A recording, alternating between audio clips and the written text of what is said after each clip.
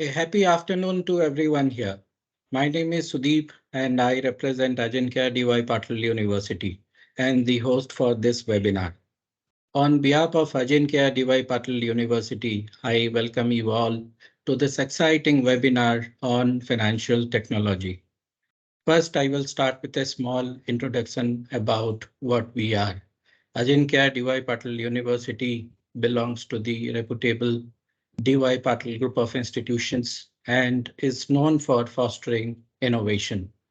Set up in 2015 through the Maharashtra Government Act, Ajeenkya DY Patil University has carved out a name for offering highly experiential hands-on programs.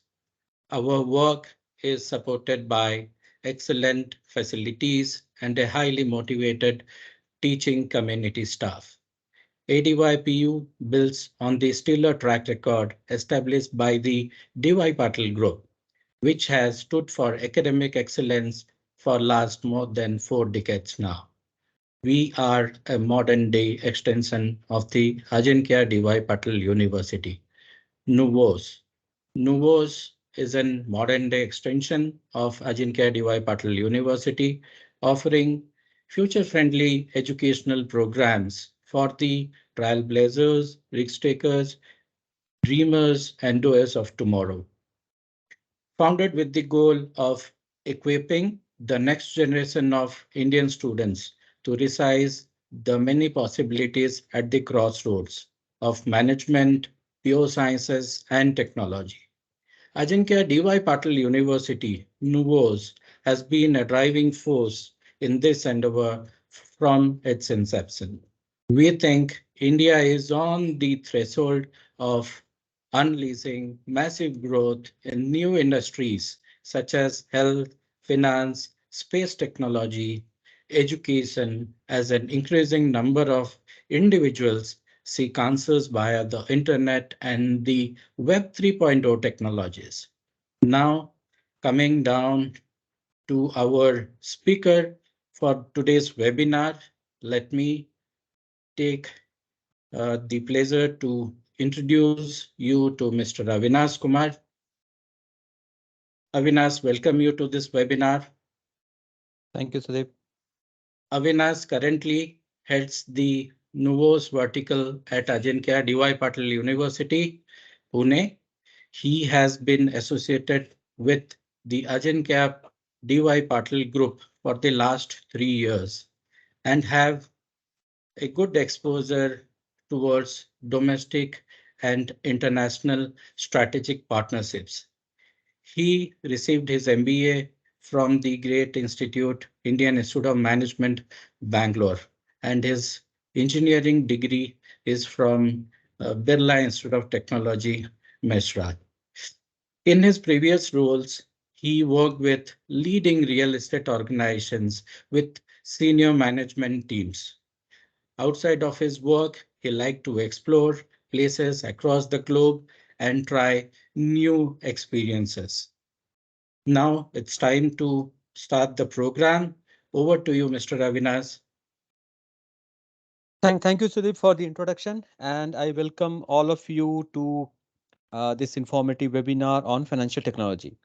So few instructions at the onset. So feel free to raise your hands for any questions or queries that you have, so that our colleague Mr. Sudeep can take this up during our presentation. If not, then we will stay after the presentation for 10-15 minutes so that I can take up any of the questions that you guys have. So feel free to raise your questions, or in the chat box, you can write your queries as well. So Sudeep ji, I hope my presentation is visible. I'm not Absolutely putting. visible, Mr. Avinash. Okay, You can start right great, now. great, great. So coming to the financial technology, so there is a lot of excitement, lot of hype around this word fintech, and our country has done exceptionally well in recent times in revolutionizing this area. So first, I will start with what is fintech, just an introduction, and then we'll go deeper into how fintech is changing the payment scenario, the digital lending, and everything related to finance in our country and globally as well. So It refers to companies that integrate technology into their financial service offerings in order to change the way how financial assets are created, managed, and exchanged. The extensive utilization of technology allows fintechs to streamline their operation in a very efficient way, comparing to traditional financial institutions. These companies are also establishing entirely new way of customer relation. By adopting an inclusive finance approach, these allow a much broader customer segment to access financial product and services. So I will start with few of the logos of these organizations that I understand most of you are familiar with. Uh, if you can relate to these companies, then these are actually fintech unicorns. Slice, Paytm, and Cred. So uh, Paytm, I understand most of you are using. It is the it got famous after it was it existed before demonetization, but after demonetization, Paytm the name became synonymous with the online payment. Cred, uh, mostly who are using credit cards, they are familiar with Cred. They are giving great discounts, and their valuation have reached, I think, more than $4 billion. Slice, as most of our attendees, I understand, are in college. So Slice is one fintech solution they are giving for teenagers, usually for solving their credit requirements. Coming to one more company, PhonePe. PhonePe, as most of you, it is the widely used UPI payment platforms in our country.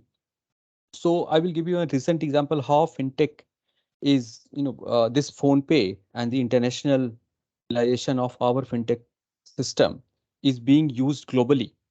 So PhonePe developed UPI International in collaboration with NPCI Payments International Limited, and this is the subsidiary company of NPCI India.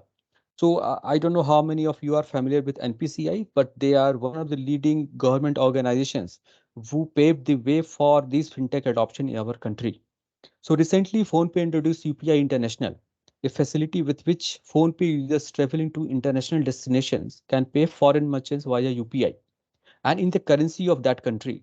Let's say you are traveling to Singapore.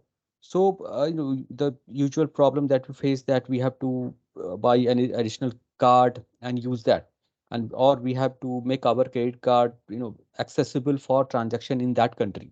But now you can use your existing phone pay app and make payment in their currency of transaction.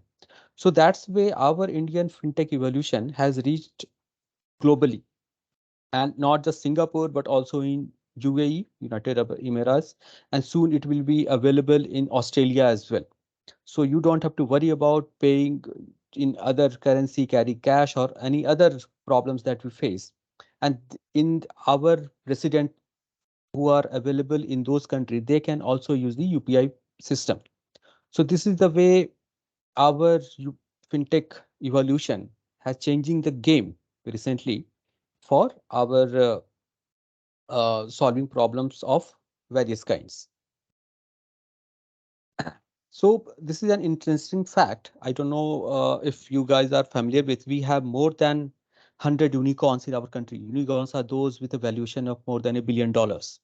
And out of the 100 plus unicorns in our country, more than one third are fintech startups. So this is data that supports how our startup systems has been capitalizing on fintech startups.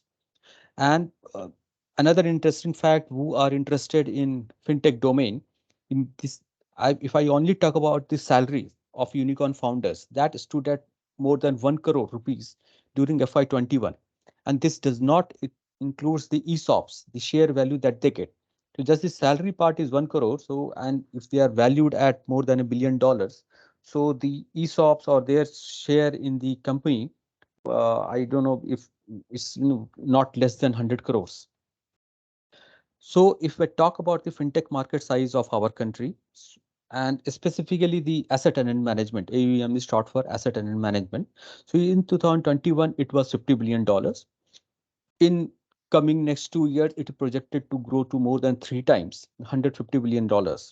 And by 2030, it is projected to get an asset under management of $1 trillion. And if I talk about the India's economy GDP, so our GDP is projected to cross $5 trillion in coming 2 3 years. So if our GDP is valued as $5 trillion, and if we are saying to the by 2030, fintech AUM will be $1 trillion, so you can just estimate that it is going to be roughly 20% the fintech market size of our GDP. So there is an enormous potential of fintech in our country. So this is supported by one of the more most interesting fact, the adoption rate. So nowadays everyone is using their phone for making payment. So in India, this is adoption rate of fintech services is 87%, and the global average was just 64%. So we can see this adoption rate is going to reach 100% in coming 2 3 years, and that way the dream of cashless economy is going to be more relevant in coming times. And if we see the latest trend, so over 67% of the 2400 plus fintech companies in India were founded last 5 years. So last 5 years, if I talk about 2016 onwards, so in the demonetization paved a great way to establish these fintech companies in our country. And the most relevant part for all our student joining, which we can say that more than 24 lakhs job, this is 2.4 million jobs, are expected to be created by this year by virtue of the fintech sector. So this means that there is an enormous demand for skilled professionals in the fintech area of our country. So guys, if you have any question, any doubt, feel free to raise your hand so that I can take it up during our discussions. Great. So moving along. So what are the, when we talk about fintech, so there are different segments. So according to Deloitte, they have classified them into 7 different segments, from digital payments, alternative lending, insurtech, investment tech, robo-advisor, bank tech, and regtech. So we interact with these sort of fintech companies on our day-to-day interaction. I will give you an example of insurtech. So recently, I don't know if you have heard about Echo Insurance. So they are one of the insurtech companies. So you can avail insurance at your fingertips through the app. You can also claim your insurance via app. So you don't have to go to any of the insurance provider. You go to physically verify anything. Everything can be done via the app. This is how the insurtech segment of fintech has touched our digital uh, lives. Another example of digital payments that we all use nowadays. So, and as a recent communication by our finance ministry, our country is also looking to launch digital currencies. So the uh, burden of carrying cash will also be minimized going forward. So digital currencies are nothing but one of the forms of the UPI payments that we do. We don't have to withdraw cash, we don't have to use cash. But digital currency will allow you to, without even using internet, you can do the transaction. So that's how this gamescape, the arena is changing, and there is a lot of requirement for professionals who can work in these different segments of fintech. And recently, not recently, I will say 1 year back, the Reserve Bank of India, the central bank of our country, they launch a new department by the name of fintech. So they understand how critical fintechs are in today's era of technology and how it is shaping the financial landscape of our country. So again, coming to the most important part, the carriers, how the carriers in fintech are going to shape. So one obvious way is that fintech startups, there are a lot many startups coming up, there are a lot many problems to solve, and hence these startups. There are various advisory firms who advise these fintech companies, financial services company, and there are requirements for professionals who can work in this company. Accelerator, so accelerator, what in a startup ecosystem it works, that they improve the performance of startups, improve their scaling up part, improve their performances. So there is a requirement of fintech in these accelerators so that the financial efficiencies can be improved. In educational institutes, as you are currently uh, in the webinar from an educational institute, so we are also very much looking forward how fintech is shaping our current our country's uh, arena, financial services industry. And there are incumbent financial institutions like banks, like insurance. All these are using the fintech, the technology in their financial services to improve their efficiency and to make the transaction very smooth and solve every problem that we encounter. But having said all these, the future looks good. The future is, very much encouraging. But there are few hurdles. The hurdles, like we have only 2.5% of engineers in our country who have AI skills, artificial intelligence skills, and only 5.5% are qualified with basic programming abilities. If we talk about startup, we talk about technology, these AI, ML are mostly used, widely used. Even if you don't have the deep understanding, but the basic understanding must be there so that you are able to grasp the concepts. So, there was a recent survey which said that the only 1.5% of engineers in India are being fit for new age jobs. By new age jobs, we mean that who are qualified, who are skilled for working in these sort of technological companies. And the overall picture, if we say that 63% of India company reported a shortage of talented employees, mainly in IT, engineering services, and sales. So that's where we lie. We recently launched a Masters of Business Administration in Financial Technology. Through that, we are trying to solve the problem that these fintech growing companies face. They are not able to hire quality skilled professionals. So we have launched MBA in Financial Technology, and this program aims for the students, the learners to gain competence and maturity in this domain, and also the practical assessment of fintech problems, so that if you are able to use this in the fintech scenario, in financial modeling simulation tool, then you are most suitable for these fintech roles. Our program is led by Dr. Piotr Konwicki. He has a PhD in financial economics from Gdansk University, Poland. He has done his MBA from London Business School and diploma from Exeter College, Oxford University. He has an extensive investment banking experience from Lazard Freres and Deutsche Bank. So his expertise, our current students are using for getting internship, for getting job placement, for connects in these leading organizations worldwide. So in fintech, MBA fintech, what we intend to see, these are some of the modules. Uh, First, fintech business model.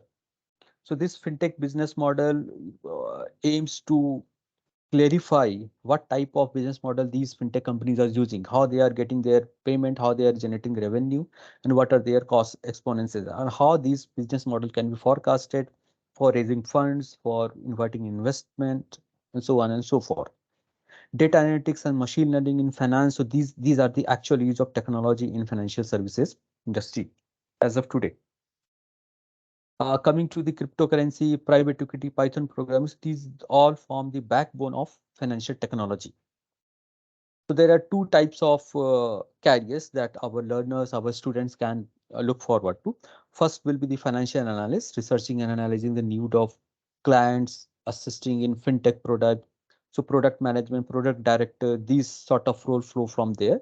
And second will be the front office's role, actively promoting developed fintech products. So in sales, in engineering, in client management, and all these roles will flow from there.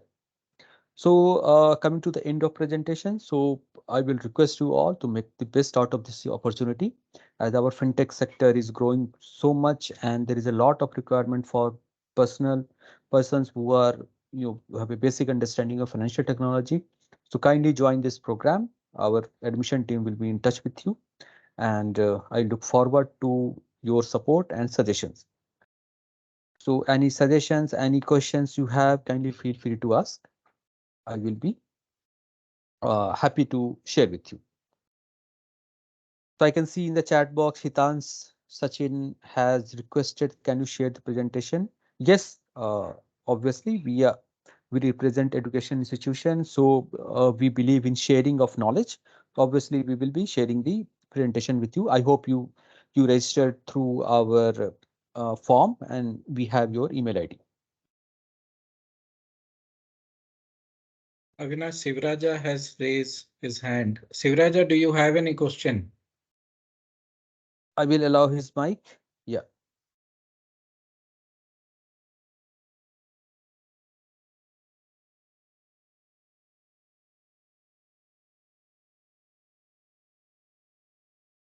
Chanchal Arora also has a question.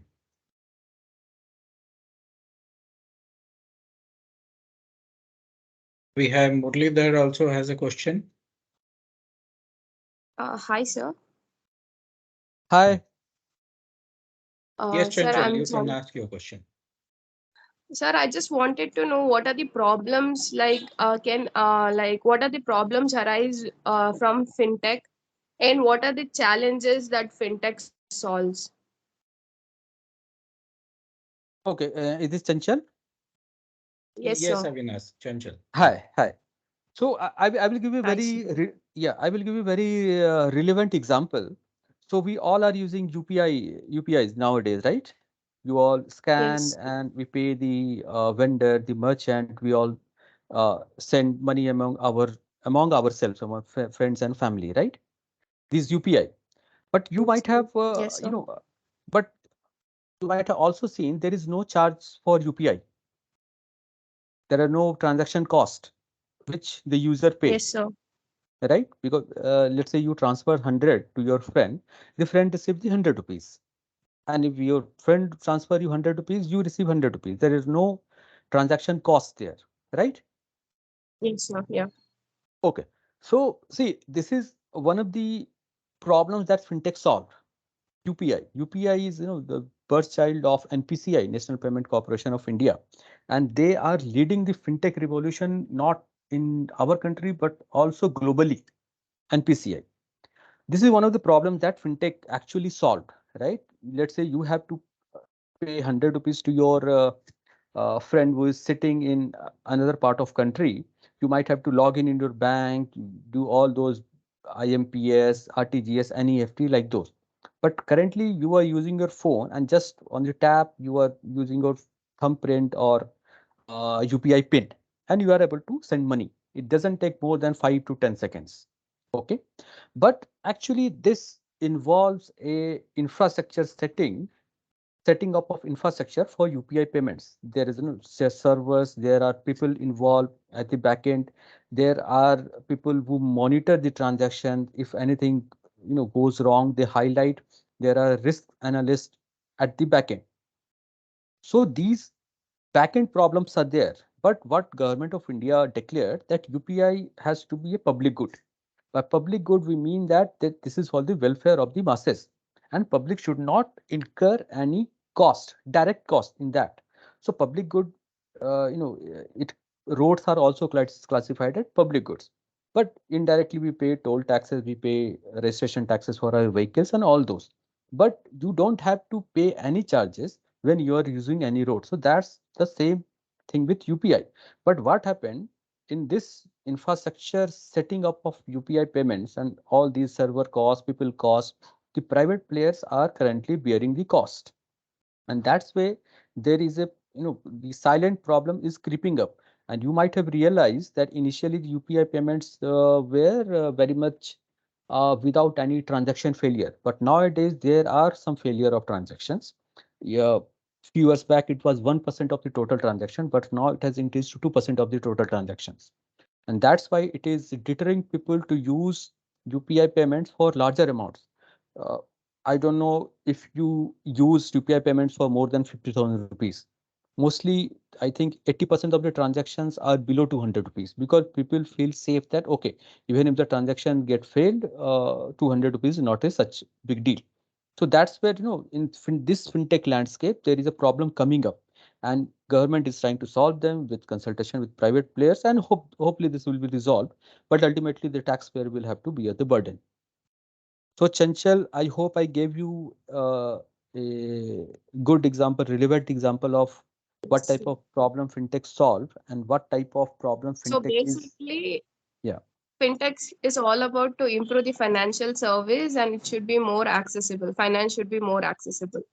So, so when we talk about more accessible, that comes into the larger bracket of financial inclusion. That's our RBI and central government. They are working for a long time, and all those Jan Dhan, Man Yojana, they are in those arena. Financial inclusion is one thing. See, fintech includes the use of technology in financial services. It is not a financial services in itself. You have money, then you are able to use fintech. But financial inclusion means you provide money to someone who is not actually accessible to the formal banking system. Finance, we are talking about financial inclusion in your sense. All right. Yes, sir. Chanchal, if that answers your question. Yes, sir. Thank you, sir. All right, Chanchal. Now we will move on to the next participant, Sivraja M. Sivraja, I'm unmuting you. Please put forward your question.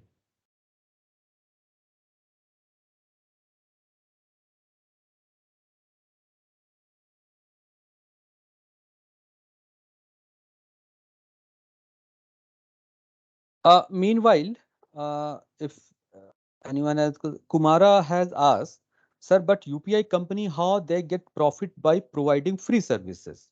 Okay, so Kumara, let me clarify this. So any UPI payment system that you use, you are not just using their UPI feature. Let's say you are using Paytm for UPI. UPI is one of the just features. There are insurance, there are shopping, there are various things on Paytm app. So they are getting your data, they are assessing your data and using that to sell you some more things. And that way they are trying to get profit. And if we talk about profit of these new companies, startups, so they are not currently generating profit. Very few companies are able to generate profits. But then they are trying to cross sell you different products. So UPI is not just one of the sources of their revenue, it is one of the sources of their revenue.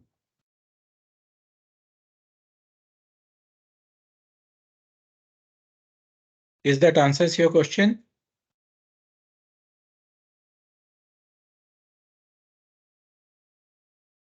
Great. Now, Sivraja, you can unmute yourself and you can put forward your question, please.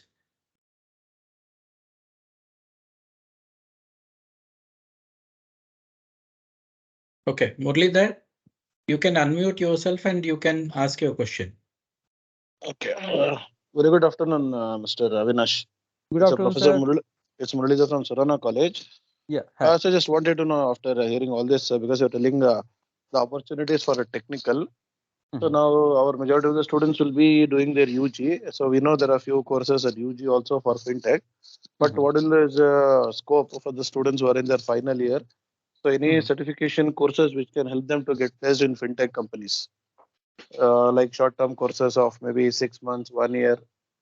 So are there any provisions like that? Because MBA is one thing, but as per the statistics, around 20% is the number of students who opt for their higher education.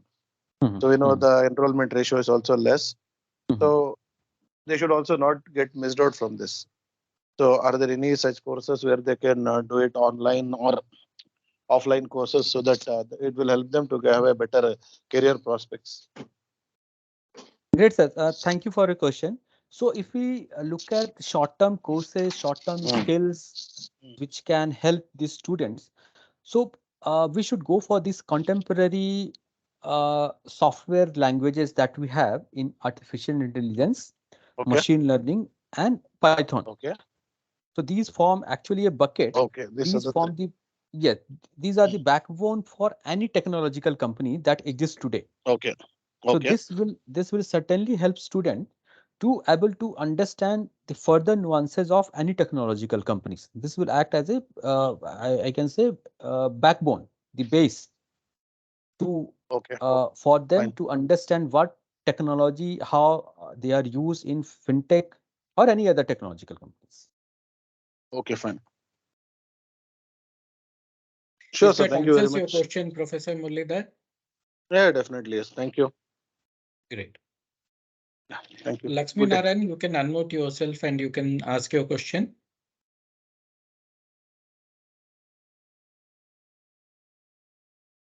Lakshmi Narayan.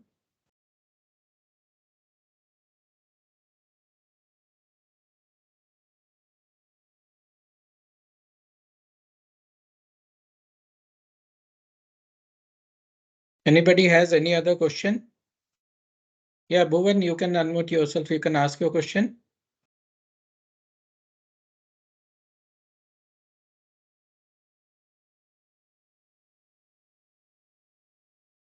Bhuvan, you can ask your question, please. Hello, am I audible? Yes, Bhuvan. Yeah. Now, recently, government LPC has decided to integrate RuPay with UPI for credit cards. So then there is no charge of MDR, right?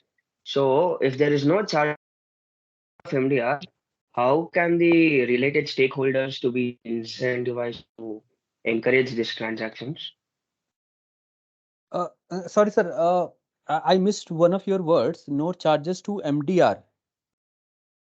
Yeah. Uh, for pay credit card transactions below 2000, so Mhm. the banks don't charge any MDR, right?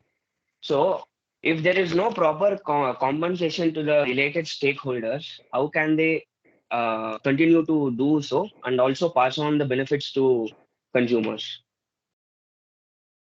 Okay, so what I understand that in UPI we can also integrate our credit cards and there will be no charges, right? For Yes, a specific sum of amount. Great. So yes, so here we are combining two things. One is the UPI and second is the credit card.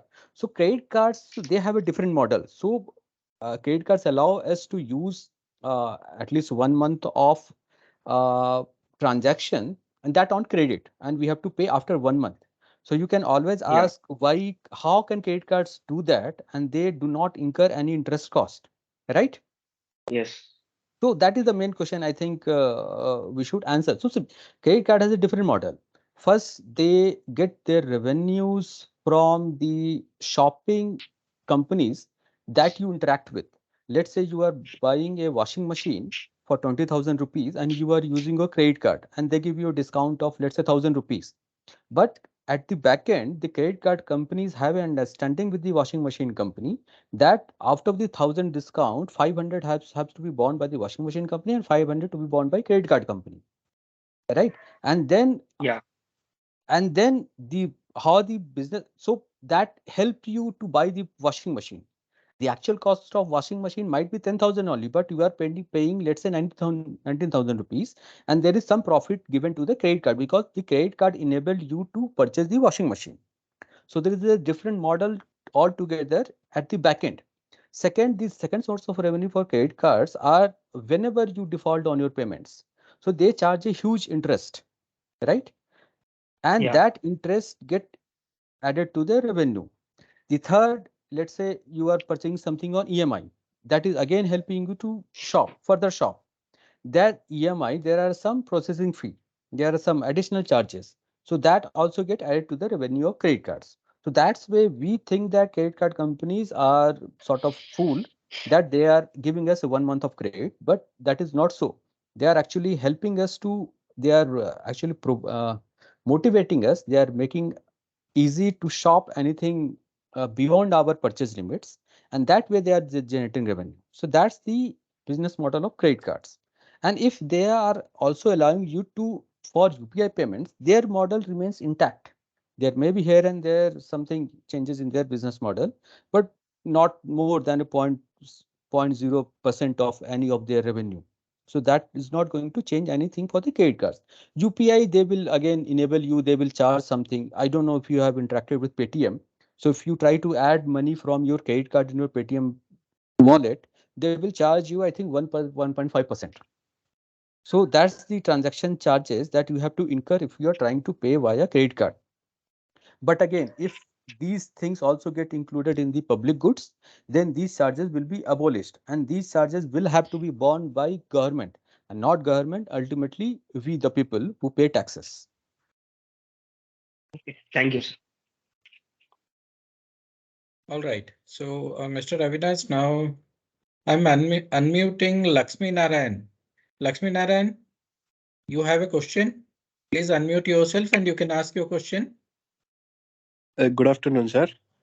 Hi, Lakshman sir. Sir, I just wanted to know the career opportunities in this fintech. So, Hmm. which companies are presently there to hire those who are going to enrich their skills in fintech? All right. So, great question, Mr. Lakshman. So, see, right now, if you see the fintech landscape, there are more than 35 unicorns. Unicorns like big startups, they have been valued more than $1 billion. So, these companies are obviously the major recruiters of any fintech professionals. So, fintech companies on the likes of PhonePe, BharatPe, Paytm, Slice. So, these are the leading fintech companies in our country. But going forward, we also see that, let's say, our government companies as well as the government and private banks, they are including fintech in their day-to-day operations. So they don't want to be left behind. So I don't know how many of you opened an account recently and how many of you had to visit the bank branch. So all those, the uh, problems that we used to face in interacting with banks, they have been sorted out. So currently, it doesn't matter if your bank branch is in other state. You don't need to visit unless you I can't even think of any example, because even if you take a loan, uh, even a house loan, that has been so much smoothened out by banks that you can do via online, and they are projecting that, they are marketing themselves in that. They don't want to be left behind in these adoption by the people. So we can, safely say, not only these unicorns, these startups, but our central bank, but our government bank, private banks, NBFCs, they are also coming to this micro lending, pay now, buy now, pay later, these all mechanisms. So these companies are going to be the major recruiter for our fintech professionals. I hope I answered your query, Mr. Yes, sir. Yes, sir. Thank you, sir. Yeah, Mr. Avinash, we have another question from Nismita. She is asking, what are the primary purpose of fintech? Okay, so primary purpose of fintech, uh, if we can say safely, that to improve the accessibility of financial services to all the stakeholders. So all stakeholders, I mean public, banks, regulators, private entities, and all others. So fintech, they do nothing but integrate technology in finance. So these technology help in accessing these financial services to help us more seamlessly integrate with these services. Let's say digital lending is there. Let's say digital currency is there. UPI, we have talked about a lot. Let's say the loan, digital lending, right? There are insurance tech. So these are the actually primary purposes. So if I need to avail an insurance, if I need to claim an insurance, I can do it by sitting at my home. And I understand these most of the companies are providing nowadays, but this way there is a lot of cost saving. There is a lot of problem solving involved. There's a lot of data, there's a lot of data mining required. So these are actually form part of the fintech ecosystem. And the simplest example that we can give is of UPI. Nismita, is that answered your question? All right, great. Any other question?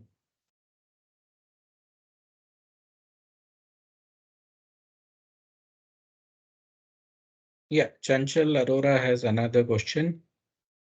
Chanchal, you can unmute your Sir, mic and you can ask your question, please. Yeah. so as per I had heard, there was a time when RBI rejected the application for Paytm. Mhm. So is that issue is still going on, or is Paytm application is accepted by the RBI? This question should be better answered by Paytm professionals, and you can also ask them because they are a listed company. All right. Okay. So this may be in public news. I usually follow public news, but they Yes, rejected sir. their application for, I think, NBFC or something, but they will try again. So it happens. So see, RBI, their role is to regulate these players. They want Yes, sir. people to be safe, right? So even Mm. Paytm, given their strength, given their size, even their application are getting rejected. That means that somebody is doing a lot research and good amount of work to make sure our people, the people of India, they are protected from any sort of irregularities, fraud, or any problem that we may need to encounter. So RBI, that time they are doing their job. Okay, sir. Srinidhi has Okay, sir. all, yeah, Srinidhi has asked one question, sir. As there so many fintech companies crowded in market, don't you think there will be crash and overlapping, and in long future this market collapse? So see, fintech companies are not creating a market in themselves. Fintech, they are enabling to create this market. They are removing the what we say inefficiencies of the market. So they are not among a market in themselves. So even if I talk about Paytm or PhonePe, they are a fintech company in the sense they are lot diversified. They sell various things on their platform. Paytm is an e-commerce platform as well. You can buy insurance as well. You can buy flight tickets as well there. So they are just removing all the hurdles that anyone can encounter in this digital age. So it's not like the crowded. So if any market crowding is there, then obviously by the theory of perfect market, that is theory, that they will be eliminated. But we are a country of more than 1.4 billion people. So right now, and the digital adoption is not yet 100%, and only I think 40% of the transactions are done in UPI. So there is still a long gap to be fulfilled, and there is a lot of scope for different fintech companies, different subsectors of fintech companies who are solving new type of problems that you we don't can imagine even right now. So that's where these startups come, how they grow, and they help us ultimately. Is I that hope. answers your question, Srinidhi? All right. We will move on to our next participant. Bhuvan has a question. Bhuvan, you can unmute yourself and you can ask your question, please. Sir, recently RBI has changed its policy regarding pay later apps. Because of Buy that, now, pay many of later. the buy now pay later. Because of that, many fintech companies like Slice, Lazy Pay, they had to completely change their business model, Correct. and there was a lack of credit to a lot of people for which Slice and Lazy Pay was serving. So, Mhm. what do you think about this move of RBI? Again, so RBI, they also work for the public. You can also ask this same question to RBI, and they will be more than happy to answer you. They actually invite consultation papers and thoughts from public. So that's one part. Second, coming to that buy now, pay later, there were some issues, and these startup companies changed their business model. I also saw some news, but still, if you see company like Simple, SIMPL, they are still offering that service, right? Yes. Yes, so they are doing it. So see, it.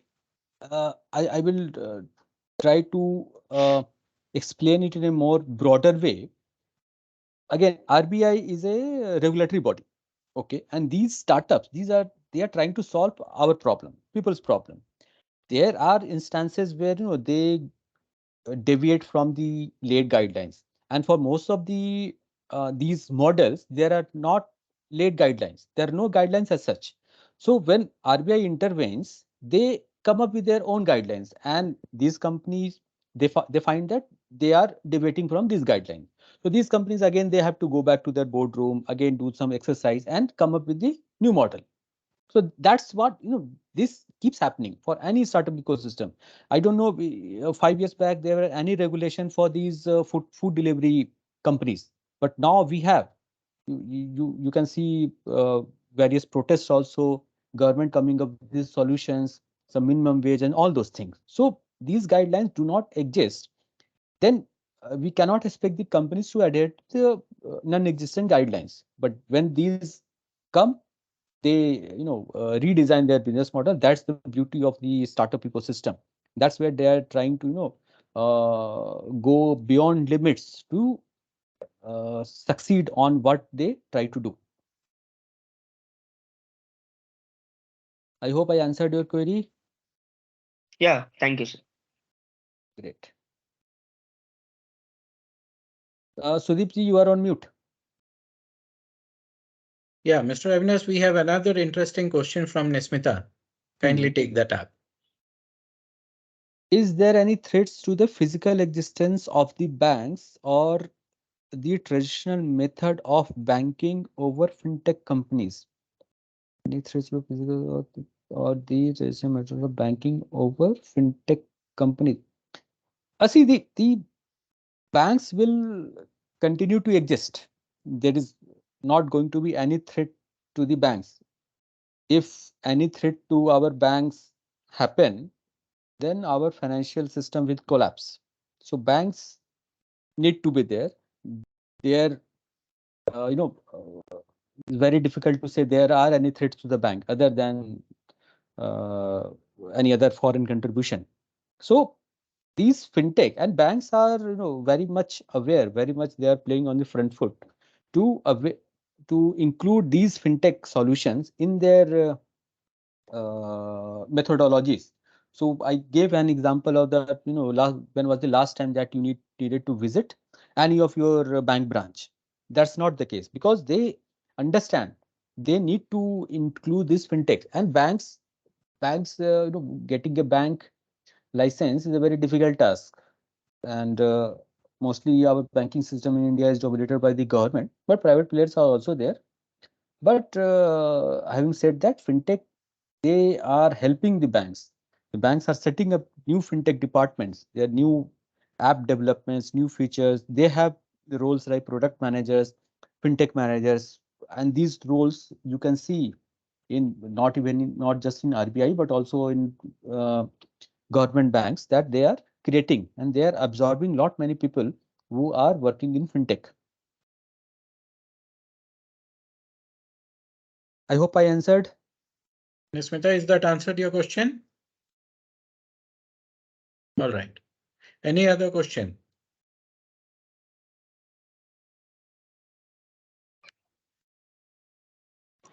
Hello, sir. Lakshminarayan, sir, please tell me. What are the things I should learn to be master in fintech? Uh, Sorry, come again. The things I should learn to uh, use our joint fintech companies. So these are few of the modules. Okay. So first you need to understand what the fintech business model is, how these fintech companies generate revenue and incur costs. This is the business model. Second, the application of these new technologies in finance. Data analytics, machine learning are one side of the things. We have artificial intelligence, NLP, neural network, blockchains. So these need to, you must have some understanding of, so that you can be able to absorb in these fintech companies. Again, I never talked about cryptocurrency, but cryptocurrency is one of the vertical. This fintech has actually generated. The cryptocurrencies form from the backbone of these fintech solutions. and also Python. Most of the fintech companies are using Python. Not just fintech companies, but also different startups are using Python programming because that helps them. This software is very much useful if you want to work on the data, work on the application of data, analyzing of data. So yeah, so these are some of the key modules that you must learn to be able to work in fintech. Thank you, sir. One thing I would like to add up participants now here.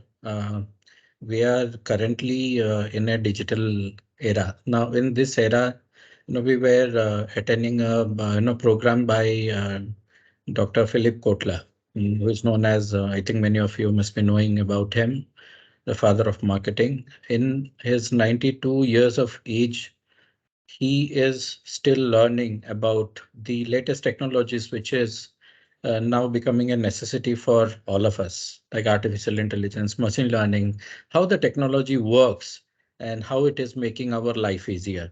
So there is no one who can be exempted, with learning on this latest technologies. So we have to go with the technology, and technology is something which is going to ease our life again further. All right, any other questions, please? So Sankirth has written in the chat box that any advice that you would like to give for person who is looking to launch a fintech startup.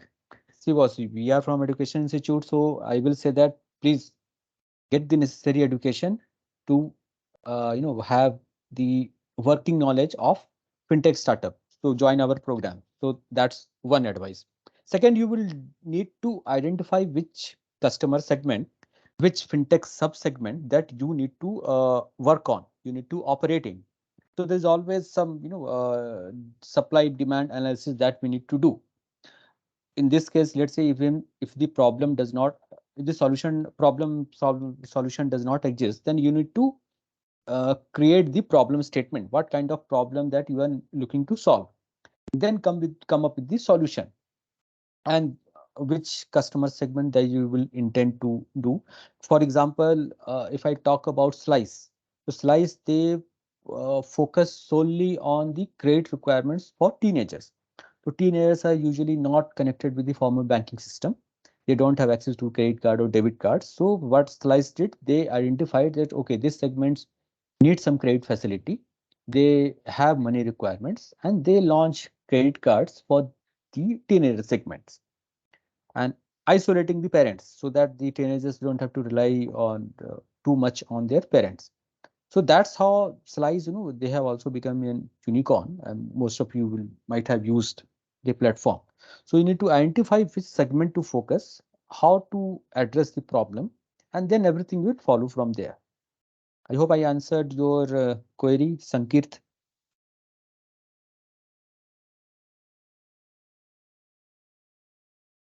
Great. Great. Audience, So any other question, please?